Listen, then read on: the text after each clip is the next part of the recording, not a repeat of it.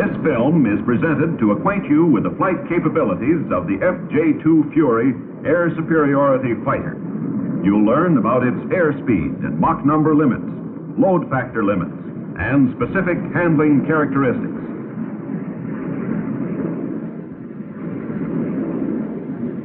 But first, let's get squared away on terms. We'll be talking about Mach number, which, as you know, is a percentage of the speed of sound. We refer to Mach number because unusual handling characteristics may occur at the same Mach meter reading regardless of altitude. However, indicated airspeed is something else. For instance, if you climb at a constant Mach 0.8, your indicated airspeed will be highest at low altitude and decrease until it is lowest at high altitude.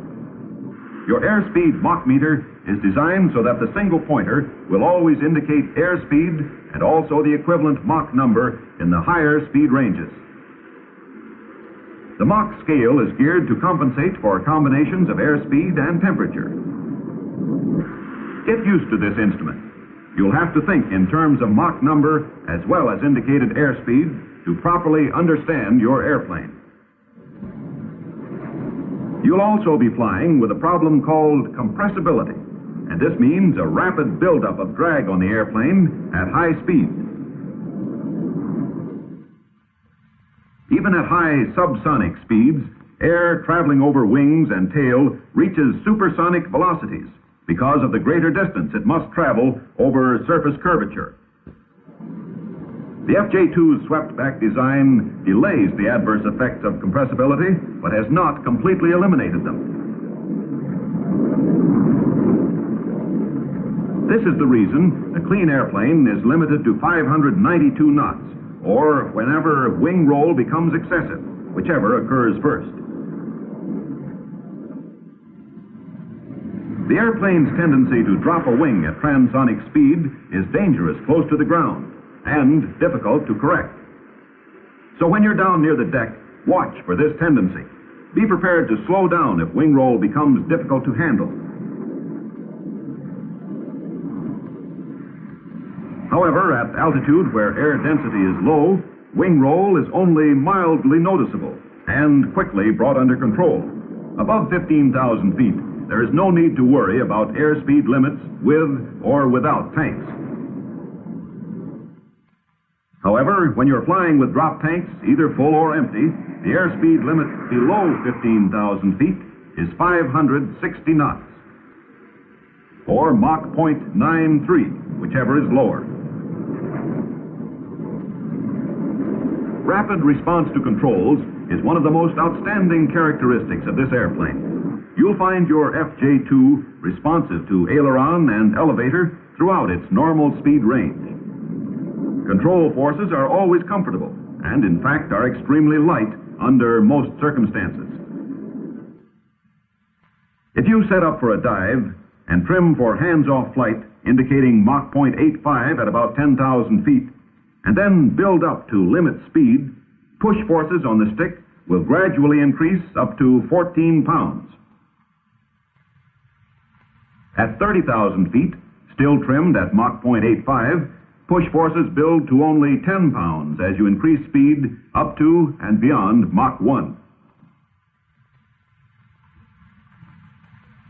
Then, in a 6.5 G pullout at 10,000 feet, trimmed at Mach 0.85, pull forces won't exceed 25 pounds. With the same trim at 30,000 feet, where you can get about 4G before a stall, you'll be pulling back just 16 pounds on the stick. So you see, this airplane is highly responsive to control and requires only a minimum of pilot effort. You don't have to pull many pounds at low altitude to bring your airplane past the 6 1/2 G limit. Until you're thoroughly used to the way the FJ-2 handles, go easy.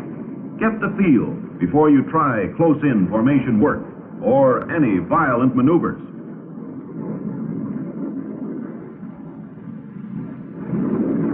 This degree of controllability in the FJ-2 is due specifically to a hydraulic power system operating ailerons, controllable stabilizer, and elevator. The rudder is manually actuated.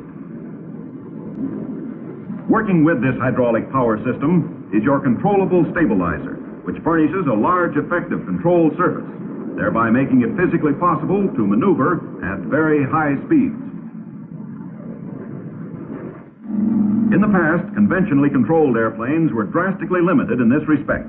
Conventional elevators became useless in the high Mach number range. Separation of airflow and shock waves resulted in severe buffet. In extreme cases, airplanes were not able to make low-altitude pullouts after controls had lost effectiveness in a dive from high altitude. The FJ-2's controllable stabilizer attacks the problem like this. The entire stabilizer is a working control surface. It is, in effect, a large elevator handling air loads from leading edge to trailing edge. At high speeds, where there is little stabilizer deflection, mechanical linkage keeps elevators in trail. But at low speed, with large stabilizer deflections, the linkage increases elevator movement with respect to stabilizer position. You can see that with a large control surface like this, you're certain to get instant and positive response. The ailerons are also operated by the same hydraulic power flight control system. You will experience smooth lateral stick control forces, which are independent of airspeed, altitude, and G loading throughout the normal flight range. And while we're talking about controls, remember, this airplane requires very little rudder. In high-speed maneuvering, it's almost unnecessary. And in a gunnery run, you have to go very easy with rudder, or your fire will skid off the target. Now let's have a look at the specific handling qualities this FJ-2 airplane possesses. In a climb, you'll notice that aileron sensitivity increases as you go up in altitude. When you're leveled out and get into the speed range between Mach 0.85 and Mach 0.95, the only control variation you'll need is a slight increase in push force to offset a nose-up tendency and to maintain level flight. The majority of the time, you'll probably be operating at high Mach numbers, particularly in a combat area. And at altitude, handling characteristics as concerns roll, pitch, and yaw are good. But remember, in high-speed flight, your responsive stabilizer will react extremely fast to small fore and aft movements of the stick. You've got to go easy with pitch control, or you may induce an oscillation which could be dangerous close to the ground. So if you experience this oscillation at any altitude, merely release stick pressure and your airplane will stabilize itself. When you check out your FJ-2, you will find the stall mild and recovery easily effected. In general, there will be no excessive roll or yaw, but you will find that it enters a stall at a high angle of attack. Rudder and airplane buffet will always give you ample warning to release back pressure and recover. With idling power in a straight-ahead stall, you'll fall straight through with a slight pitching motion. With power, your nose drops and there is a mild rolling tendency, which can be adequately controlled with aileron. And this brings us to stalls out of turns and pull-ups where you'll be pulling some G. At low speed, you'll get fairly heavy buffet, before your nose drops out of the turn. You lose a few hundred feet before recovering.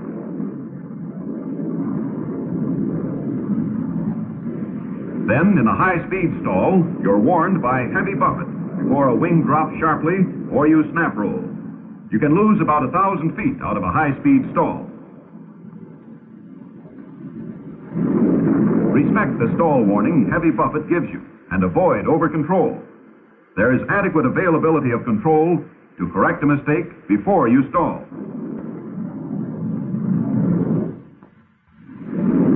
A discussion of flight capabilities would be incomplete without an explanation of G limits. With empty tanks or with a clean airplane, G limits are identical.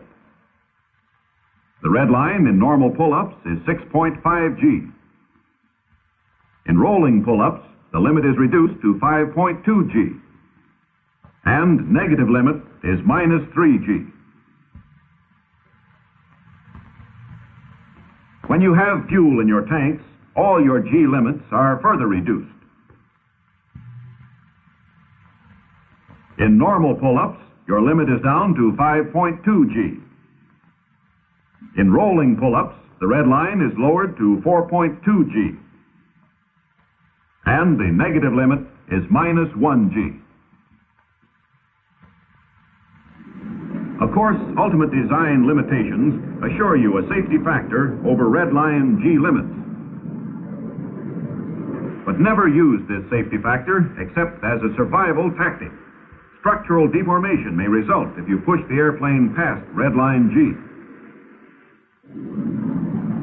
However, we know that it's very possible to unwittingly exceed 6 1/2 G out of an abrupt pull-up or a tight turn, particularly at low altitude, and the airplane has a tendency to overshoot under some high-speed conditions. Overshoot can only occur within what is called the buffet boundary, or at the G load where you feel a distinct increase in airplane vibration. Overshoot is dangerous, but if you heed the increase of buffet during high-speed maneuvers, you can correct quickly and easily. Let's say you're pushed over in a steep dive and you begin a sharp recovery intending to pull about 5 G. There'll be a normal amount of fairly heavy buffet. And at this point, the airplane may tend to tighten the pull-up all by itself. G builds rapidly. You'll feel a pronounced increase in buffet. And if you fail to release back pressure and correct, the airplane can overshoot dangerously, perhaps to the point of critical deformation or failure. Overshoot tendencies occur between 15 and 25,000 feet, and at speeds between Mach 0.82 and 0.94, and always because of sharp maneuvering while in the buffet region. This does not mean you can't fly in the buffet region. It does mean that you should not continue to tighten a turn or a pull-up while the airplane is buffeting. Buffet itself imposes no limitation except that every pilot must know at what point to expect a stall or at what point overshoot could occur. Remember this too about overshoot. If you pop speed brakes in a high-speed pull-up, anticipate the slight increase in G they will give you. Always think ahead. You can learn this by study and practice. Check over the VN diagrams in your flight handbook. Here on paper are the operating flight limits of the airplane. Learn the capabilities and then go aloft and practice. Get the feel of buffet and stall at various altitudes. Train yourself to fly safely in the buffet region. Now let's take a close look at those VN diagrams and cover each item point by point. Using the combat weight of the FJ-2, approximately 16,500 pounds, the VN diagram for 10,000 feet looks like this. Each line has a meaning. This line stands for indicated airspeed. This line for G. This line is for maximum allowable G. This for maximum attainable speed of the airplane. This is the buffet area. And this all-important stall line is determined by combinations of speed and G. Diagrams change shape with altitude, becoming progressively smaller as you go up, due to the decreasing amount of G and indicated airspeed you can attain at high altitude. So you can get a better picture of these various operational limits, imagine the VN diagram for each altitude as a separate island in the sky. At 10,000 feet, your operational island will be shaped something like this. Pretty large, lots of room to get around, and the real estate here is friendly enough, not too cloudy with buffet. But the red line mountains look rugged, and beyond, a dangerous-looking area. Not very healthy flying country across there. Seems all right on this side of the mountains, though. So let's fly on at about Mach 0.5 and do a little air work. Try a pull-up, a sharp one. Build some G. That's it. You get into buffet at about 4G, mild, and when you reach 5G, you stall out. No trouble at that speed. But let's advance the throttle. And when you're pushing Mach 0.9, pull her up again. Mild buffet at about 5.5G. 6, hold it. 6.5 is the limit. Hold it. Keep your eye on the accelerometer. You've got plenty of operational room without getting into trouble on the wrong side of Red Line Mountains. Let's get a little more altitude. On 20,000-foot island, you'll find the place fairly representative of the islands between 15 and 25,000 feet. In this range, overshoot can be serious unless you correct quickly. Take a flyer at this island. Throttle up to Mach 0.9 and pull up sharply. Buffet will come in at about 3.5G and begin to build as you tighten the maneuver. Now start to watch it. 4.5. 5G. Feel the buffet increase? Start your recovery now, before overshoot sends you beyond the 6.5G limit. That's right. Always lead your recovery in a steep turn or a rapid pull-up at this altitude. Now let's see what 30,000-foot island looks like. Getting smaller now, but there's still plenty of room for maneuvering, and there is no danger connected with overshoot here. You just can't pull enough G. Notice the buffet region. You're not going to get very much or very strong buffet before you stall. So remember, at maximum level flight speed, 3.5G is the most you can get out of the airplane. At 40,000 feet, your operational island is smaller still. Of course, it's great for flat-out speed, but you can't pull the nose up sharp or bend over hard in a turn. A little better than 2G at Mach 0.9 is all you can get at this altitude without a stall. Buffet won't give you very much stall warning up here. So practice pulling the maximum obtainable G in this thin air. Fly in the buffet region and get the feel of just how far you can go with a turn or a pull-up. A stall in combat can be a fatal mistake. Study and remember the characteristics of these basic VN islands in the sky. They are the characteristics of your airplane. Naturally, there are other intermediate islands, one for every altitude. Dig into the VN diagrams in your handbook. You'll emerge a wiser pilot, armed with every fundamental concerning the strength and performance of your FJ-2. And now let's see if you've got the word on all the information we've covered. First of all, you're flying an airplane that is responsive on the controls. It will give you high speed, good maneuverability, and a wide operational range. At altitude, with or without drop tanks, you won't be concerned with airspeed limits. But as you get down near the deck in a clean airplane, remember you're redlined at 592 knots.